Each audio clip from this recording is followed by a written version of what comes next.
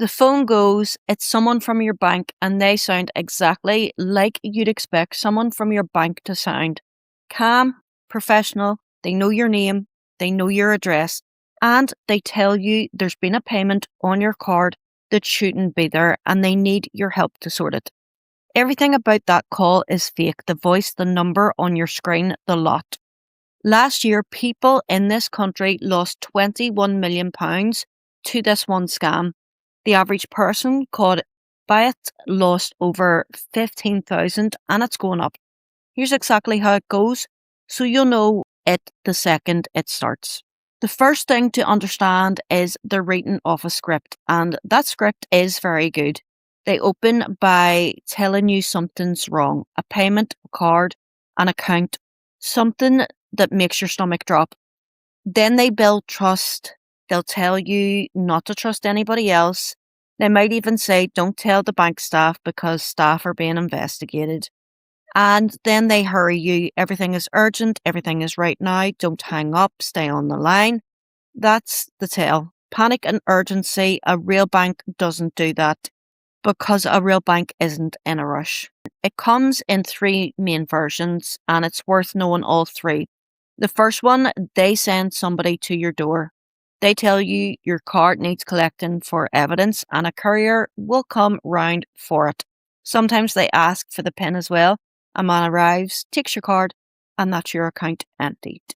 The second one, the safe account, they tell you your money's at risk and it needs moved somewhere secure while they investigate. They give you the account details, you transfer your own money straight to them. And the third one is the one that catches people who think they're too smart for the first 2. They tell you there's a corrupt member of staff at your bank and they need your help to catch them. Would you go and withdraw cash or buy gold or buy foreign currency so they can trace it? It feels like you're helping the police. You're not. So here's your list. 4 things that never, ever happen. Your bank will never send anybody to your house to collect your card. Not a courier, not a driver, not a police officer, never. Your bank will never ask you for your PIN, not the whole thing, not the first and third number, not any of it. Your bank will never ask you to move your money into another account. There's no such thing as a safe account. That is not a real thing. And your bank will never ask you to withdraw cash or buy gold or buy vouchers or buy anything at all to help with an investigation. If any of those 4 come up in a phone call, it's a scam. Not maybe, it is. Right, here's the thing I really want you to take away, and it's a good one. There's a number in this country called 159. 159. Same idea as 999 or 111, easy to remember. If you get a call about money and something feels off, you hang up.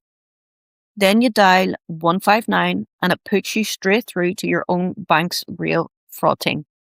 Now here's the important bit. 159 cannot be faked. Scammers can fake the number that shows up when they ring you. They do it all day long. They cannot fake 159. It works for pretty much every bank in the country. Barclays, HSBC, Lloyds, NatWest, Nationwide, Santander, TSB, Halifax, Monzo, 99% of current accounts. Hang up, dial 159, and that's it. One more thing about hanging up, because this catches people. An old landline can stay connected for a while after you put it down. So the scammer stays on the line, and when you pick up again to ring your bank, they're still there. They'll even play you a fake dial tone. So use a different phone if you've got one, your mobile or a neighbour's. If you've only the one phone, wait 5 minutes before you ring. If you're watching this and it's already happened to you or to somebody belonging to you, here's what to do.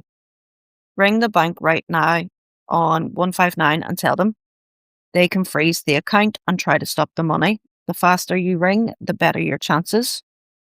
Then report it, and this bit changed recently, so listen. Action fraud is gone. It's called Report Fraud Now.